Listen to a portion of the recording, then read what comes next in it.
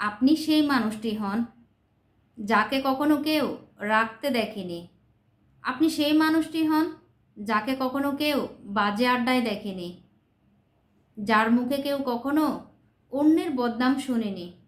আপনি সেই মানুষটি হন যে কখনো অন্যকে খোঁচা মেরে কথা বলে না। সেই মানুষটি হন যার সাথে কথা বললে মনটা হালকা হয়ে যায়, যার সান্নিধ্য পেলে মানুষ গর্ববোধ করে। সেই মানুষটি হতে পারাটা জীবনের সবচেয়ে বড় অর্জন, যাকে দেখলে মানুষ বলে এখনো পৃথিবীতে ভালো মানুষ বেঁচে আছে।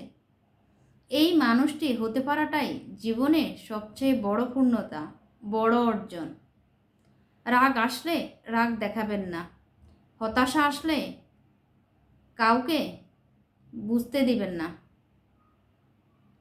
মানুষ পরিস্থিতি বুঝে সব কিছু করতে পারে। মানুষ নিজেকে বা নিজের রাগকে কন্ট্রোল করতে পারে না, এই কথাটি সত্যি নয়। পরিস্থিতি বুঝে মানুষ সব কিছু করতে পারে। পরিস্থিতি বুঝে মানুষ কঠিন অবস্থায়ও হাসতে পারে। আবার পরিস্থিতি বুঝে মানুষ দোষ না করেও সরি বলতে পারে। পরিস্থিতি বুঝে মানুষ সব কিছু করতে পারে। যে জিনিসটা আপনি পরিস্থিতি বুঝে করতে পারেন, সেটা স্বাভাবিক সময়ে কেন করতে পারবেন না? যারা স্বাভাবিক সময় নিজের রাগকে কন্ট্রোল করতে পারে, তারাই হাজারের ভিড়ে একজন হয়ে যায়।